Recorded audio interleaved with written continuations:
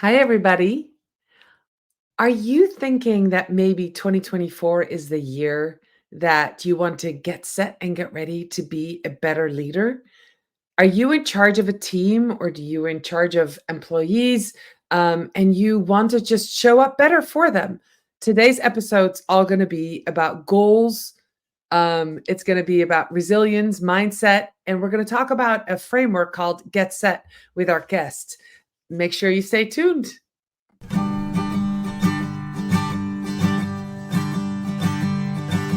Let's strategize together. Let's hear it from an expert. Join the conversation, it's informative and free. You and me, let's talk some strategy.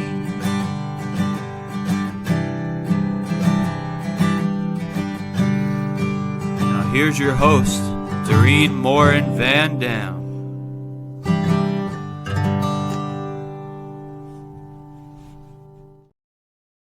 Welcome, everybody, to another episode of Strategy Talks. Welcome to those of you who would join us live, to those who might watch us on the replay, and of course, to our listeners who listen to Strategy Talks as a podcast. Without much further ado, I'm going to bring onto the screen, he's in the green room right now, today's guest, Patrick Veroneau. How are you today, Patrick? Hey, good. How you doing, Dorien?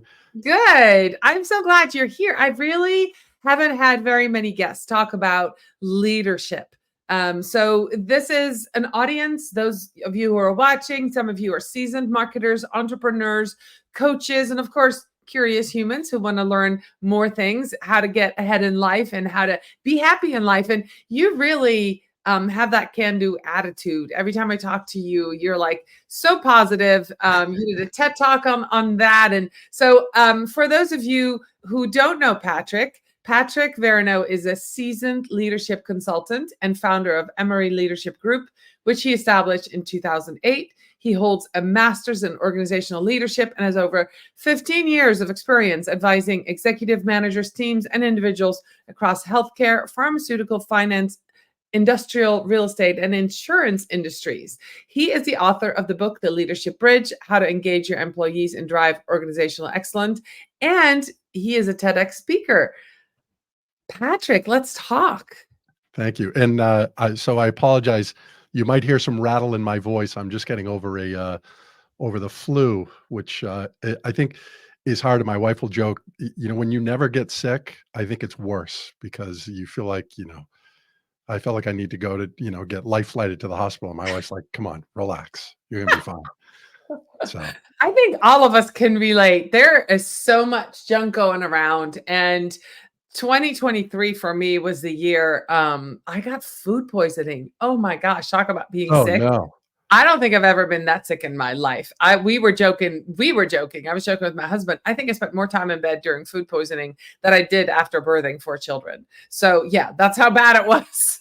Yeah, well, and along those lines, I haven't had a temperature. It's been at least 20 years since I've ever had a temperature. So it was one of these, like, my wife's like, it's not even 101, and I'm like, laying down on the couch. All right. Well, anyway. this is a great segue into mindset, Patrick. Yeah, that's right. So that's the second part of this. Actually, I find so much value in being able to figure out how do we set better goals. And I think as leaders, it's certainly important for us to do. And I jokingly go back to, there was a Seinfeld episode where Jerry had rented a car or reserved a car. He goes to the rental agency and they don't have his car for him. And he has this whole sort of monologue about how they were great at taking the reservation, but not basically fulfilling the reservation. And I think that's very similar to goal setting oftentimes, is that we're really good at setting goals at times. It's the follow through. It's the achievement of the goals that we often are challenged with. And I think there are a number of different things that happen in that. I grew up. I was in organizations throughout the early part of my career where we used what were called SMART goals. And many might be familiar with those. I will tell you, I personally was not a fan of SMART goals. I found that they weren't very smart. They were too cumbersome. And it's not to say that each of the components in SMART is not valuable. I just found that it was overwhelming, I think, for people to follow through on SMART goals. What I did was I created what are called set goals. And this model that I talk about around get set, the first part of this is the setting of the goal. And to me, there are three things that really are most important. And there's research that would back these up. The first one is that it's specific, just like in a SMART goal. It's what is it specifically that I want to achieve? So if I were to say coming into the new year, I want to be healthier. Well, that's not very specific, right? I would then say, I want to lose 10 pounds. That becomes much more specific. And if we were to go into this, we could probably get even more specific than that. The end part of this, the T in set, is around time bound. So very similar to SMART goals is that we need to put a date on it, right? So I'm going to lose 10 pounds. Well, when am I going to do that by? So June 1st, whatever that is, I'm going to set a date that needs to happen on. And we know that there's research that validates why both specific and time bound are important.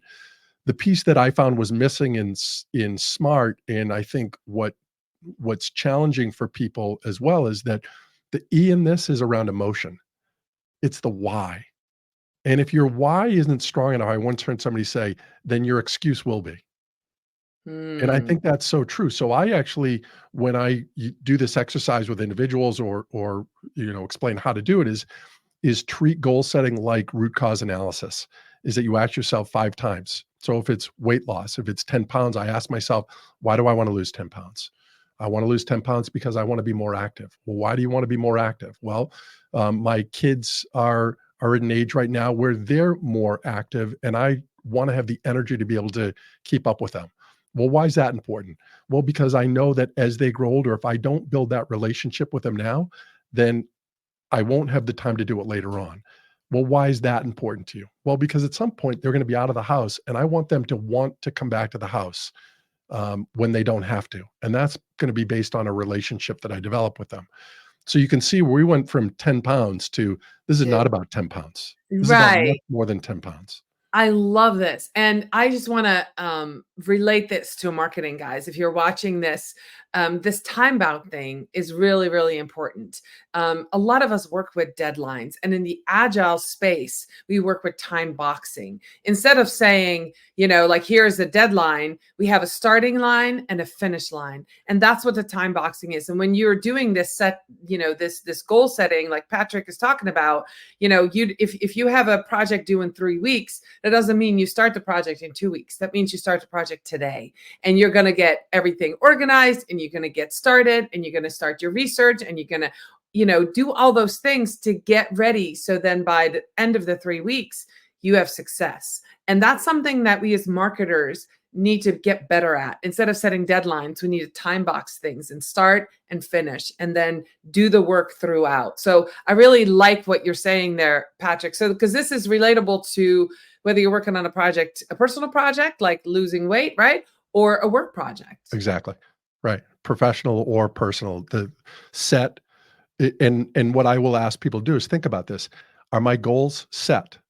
That's what you ask yourself. Are my goals set? Are they specific?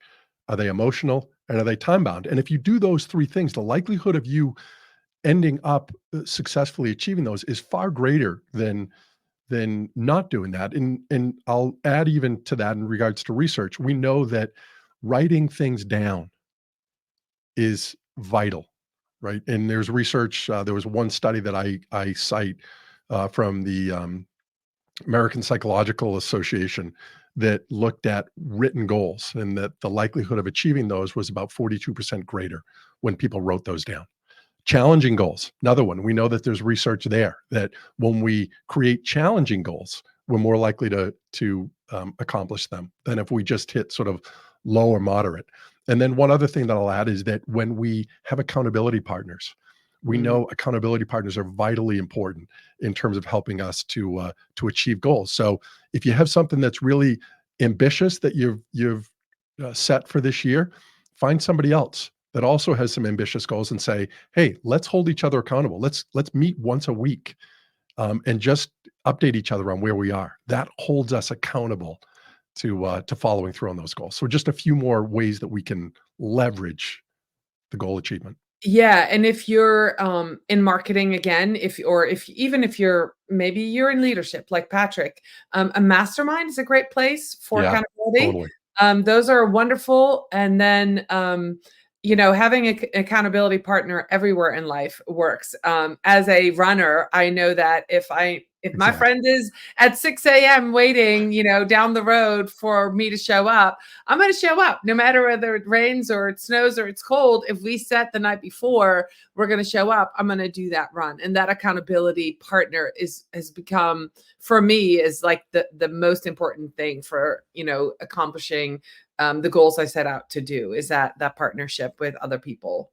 Yeah, and that really draws on some other research, in some other areas around influence. We know that one of the principles of influence is consistency. So if we tell somebody what we're going to do, then we generally don't want to not follow through on what we said we're going to do. And we know the research there that says that when we tell people that we respect and value, that are of high status, we're more likely to follow through on our goals, because we don't want to then have to go back and tell that person, like, didn't do what I said I was going to do. Yeah, that's a big one. And I Yeah. see that on social. We talk about marketing, but also social media, especially at the beginning of the year. I saw a lot of people say things like, "Oh, I'm starting a new business," or I'm working on a new project," or, "Stay tuned for this and that." And some of them were sharing them. And I know that does hold you accountable when you Yeah. do that. Yeah. Yeah. The key to it, though, is also telling people that you respect, right? Oh, People that you value. And there's some interesting research that was done there, where there were some studies that said, telling other people, it works against you. What they then explored really and dialed in on was, well, it's important who you tell. Tell oh, people that you value, their that you respect. And think about it, right? If you really respect somebody, the last thing I want to do is run into that person. I said, I'm doing this, and then have to tell them, oh, I didn't do it. awkward. Yeah. Yeah. No, totally. I totally can see that. All right. So Yeah. goals. So What that's is the set part, right? So our that's goal. So we gotta, even though we call it get set, we do it sort of backwards. okay. To me, the get is the part that is oftentimes missing long term. That, again, I sort of added some things here that I just know from my own experience, but also some research that is out there that says that, um, if you've set challenging goals, you're going to struggle, right? There are going to be times when things are not going to go your way. So I think the why is important here, but also the next three components that we're going to talk about are vitally important as well. And they're gratitude, expectancy, and tenacity.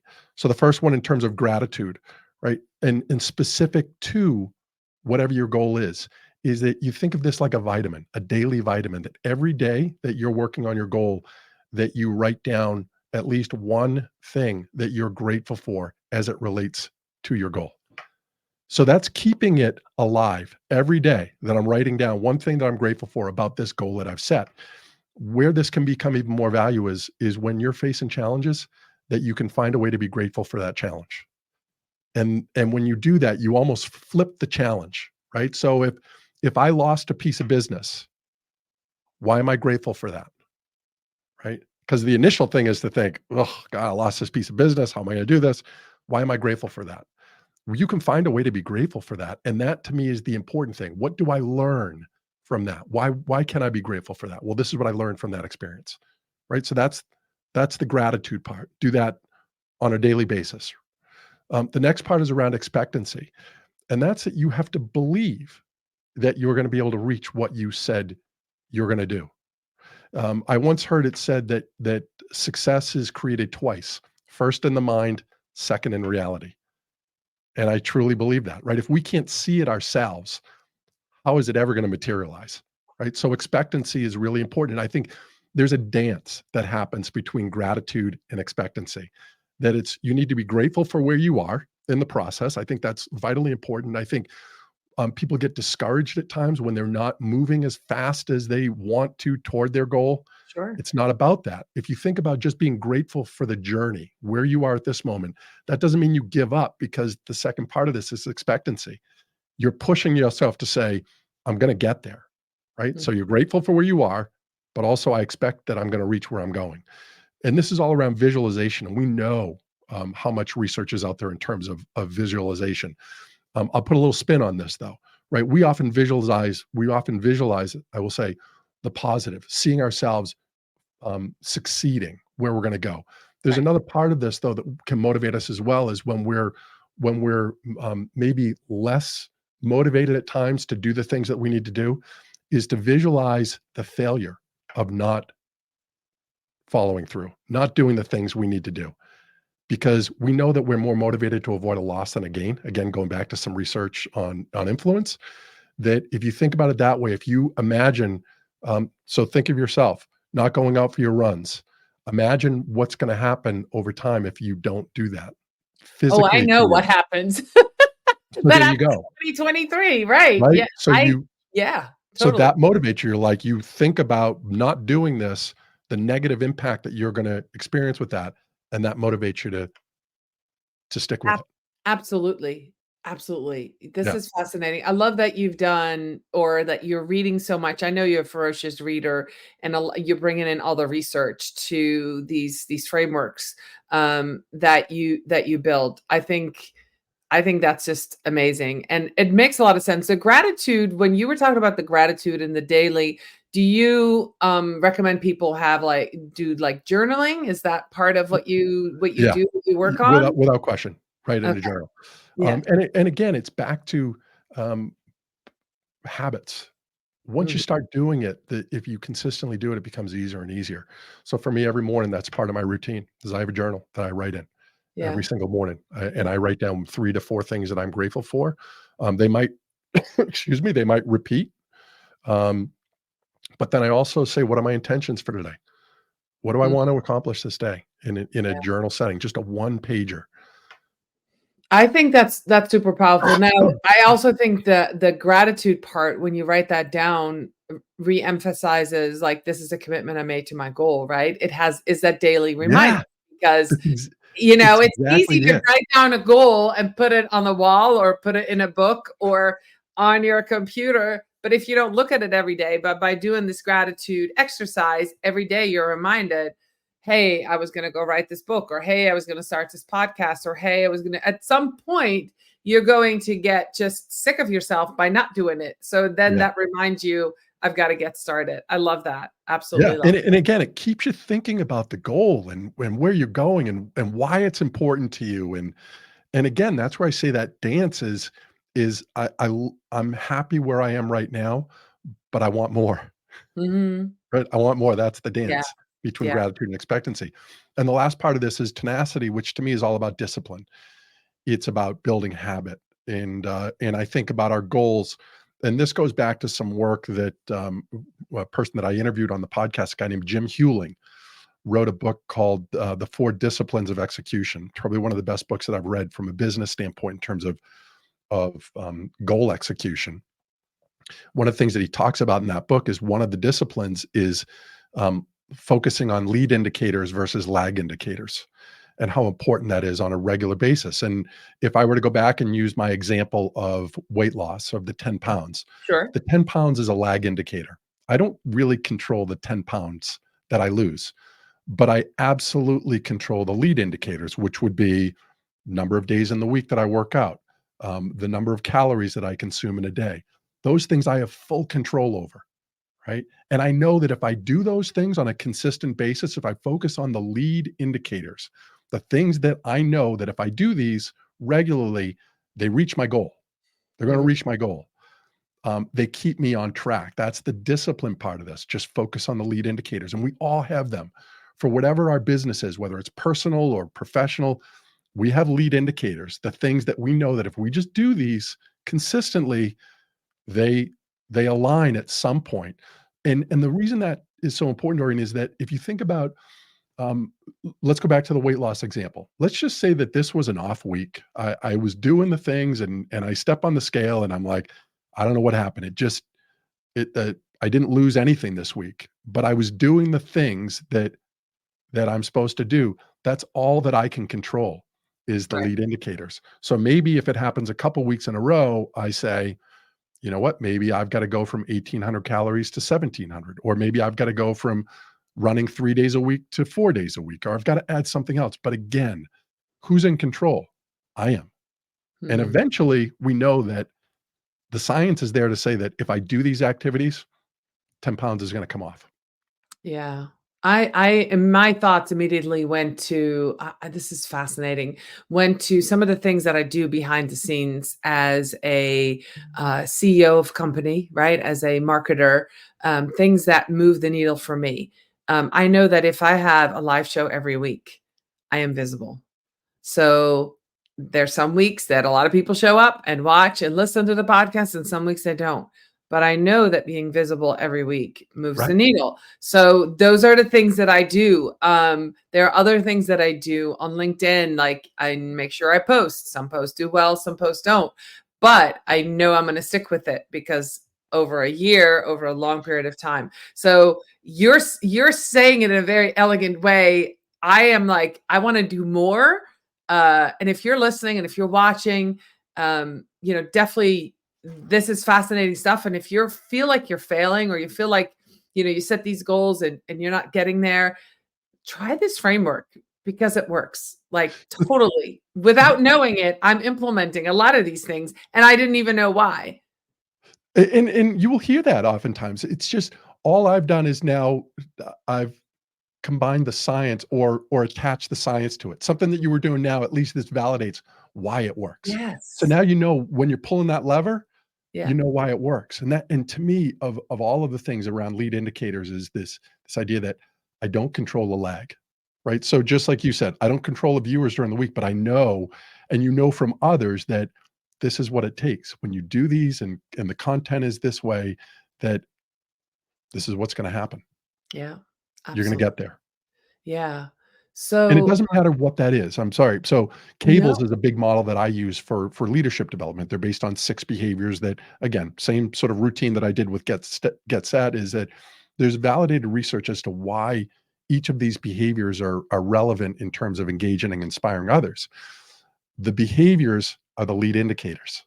You don't control engagement of employees in the short term, but I know based on research through Gallup and other organizations that these are the things that engage employees. So if I continue to work on being a better listener, setting better expectations, recognizing people more often, those are lead indicators. I have full control over my behaviors that eventually people become more engaged when I do these things. It's the same recipe.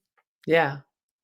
Fascinating. So that's your book. Do you have one on your desk right there? I have your book behind me.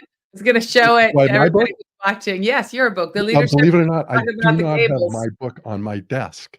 You don't have your I had book. one sort of spare copy up here, and I gave it to my daughter when she went back to Oh, school. okay. All right. Yeah. Well, I have it in a cabinet behind me, so I don't want to jump out of view here. But yeah, that your book, the Leadership Bridge, Leadership Bridge.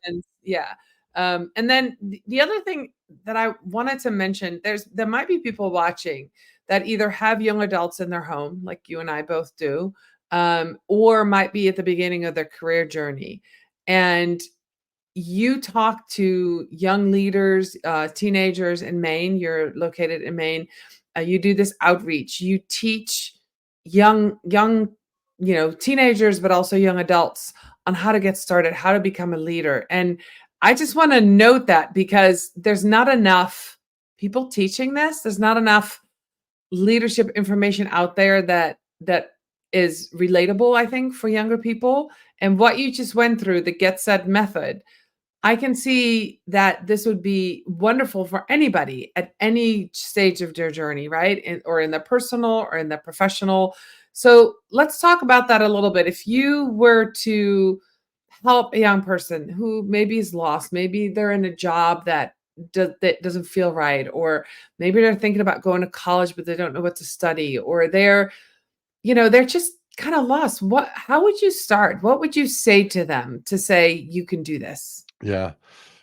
So again, going back to that, the piece in high school that I do with kids, there are 3 things that I talk about as what I call the 3 ordinary objects in their lives that they can gain inspiration from, that they're right there in front of them. And the first one is a GPS. And we all have GPS on our phone, in our cars. And if you think about it, Dorien, if I were to plug in coming to see you into my GPS, and when I leave my house and it tells me to go right, but I go left, well, what's my GPS going to do? It's going to adjust. right? Recalculate. Yeah. And if I miss the next street that it told me to go down, it's going to do the same thing, right? It's simply going to say recalculate. And I could do this 3 more times. I could do it endlessly. And the only thing that's really going to change is the route that I'm finally going to have to take to get back on track, and also the amount of time that it's going to take me to get there. But at no point is my GPS in my vehicle going to say, Patrick, pull over. You are not qualified to drive this vehicle. Right? We'll never do that. At least not yet. That hasn't been designed. To me, we have a GPS inside of ourselves that could operate the same way, but we don't do it that way. We make a mistake, we go down the wrong path, and what do we tell ourselves? Can't get there. Right. Right? Can't do it. We give up. We give up. Right? Yeah. We give up. We all have a GPS inside of us that we have the same ability is to continue to recalculate. So I go through and talk about my own challenges of growing up and the mistakes that I made and losing my parents about 1.5 years apart when I was a teenager, that I made a lot of mistakes. There were a lot of missed turns that I made, but I had a GPS, fortunately, that somehow allowed me to sort of keep recalculating. We all have that in us. So when I talk to kids, I'm like, don't be afraid to make mistakes. Don't feel as though you have to have it figured out. I still don't have it figured out. And I just turned 55 yesterday. And I hope I never have it truly figured out, because I'm missing something if I do. There's always opportunities for us to learn. You've got to be there to be able to do that. So the next piece is around antique furniture, and anybody that has antique furniture knows around patina, and that's just dirt that accumulates on the piece over time. And that's oftentimes where the value comes. It's in the dirt. It's in the nicks and the age and the experience that the piece has had that gives it its value. And if we were to refinish that, we would actually take away the true value of the piece. If we were to sell it, it wouldn't have as much value if we refinished it. We're in a time right now where Facebook and Instagram and filters and you got to take the picture 6 times before, so everybody thinks you look just right. Well, that's not the real world that we live in. We all have sort of dark sides or things that we're not really proud of what we've done, but we all have them. And to me, the mistakes, the embarrassing things that we've done, that's where our real value comes in. Yeah. It's not in being, all things like all buttoned up all the time. Nobody, right? You can't trust that person. Right. That's not life. No. And then the last piece is just around a smoke detector, which we all have in our houses. And if you think about the same thing, is that the smoke detector goes off when you burn food on the stove. Unless there's a real fire, what do? You go and wave something in front of it because it's not a real emergency. The smoke detector did what it was meant to do, alert you to a potential danger. You then get to override it. We have one of those in our head, and it's called our amygdala, that looks for threats and tries to protect us. Well, what's a bigger threat than trying something you're not comfortable doing, right? Going in front of people at, speaking, or starting a new business, or starting trying out for a team. Your amygdala is saying, don't do it, Patrick. Come on, you're going to look bad. You're not qualified to do this. We have the ability to override that and to say, this isn't a real emergency. I can do this, and I'm not going to die by doing it. Those 3 things are what I talk about oftentimes with kids to start out, to get them in a place of saying, tap into all that is inside of you. It's there. You're going to make mistakes, course correct. That's where your value is going to come from. And don't let your amygdala tell you not to do some things, because it's just like burnt food on the stove. It's not a real emergency. Now, if I remember correct, this was also your TED Talk, correct? It was. Yeah, it was my TED Talk. This was your TED Talk. So I'll make sure to put a link to Patrick's TED Talk. Fascinating for you guys to watch. Patrick, how can people connect with you? And you have your own podcast. You mentioned that. Let's make sure that everybody knows where to go listen to your wisdom and other places. Yeah. So the podcast is Learning from Leaders. Really, where I spend most of my time is on LinkedIn. Okay. That's the best way. If people want to connect with me through LinkedIn. It's the best way. And obviously I've got a website, Emery Leadership Group, but most of my content things will get sort of dispersed through LinkedIn. All right. Wonderful. Patrick, thank you so much for being with us today. I learned some new things, and I've talked to you before several times about some of these things, but it's just wonderful to see this framed in a way that we understand and it's relatable. If you're watching, if you're listening, and you're like, this is what I need to get set and I need to get started on maybe writing a book or writing a memoir or starting a podcast or wanting to lose 10 pounds, use this framework, reach out to Patrick and connect with him. And absolutely, Patrick, I really appreciate it. I will link to his TED Talk and share it with those in your life that you know could use that. I know I'm going to share it with my young adults too, that TED Talk. It's going to be amazing. Patrick, thank you so much for being with us today. Yeah, thank you. I love these conversations. So, and you're awesome. So thank you so much, Dorien. Thank you. Bye, everybody. Take care.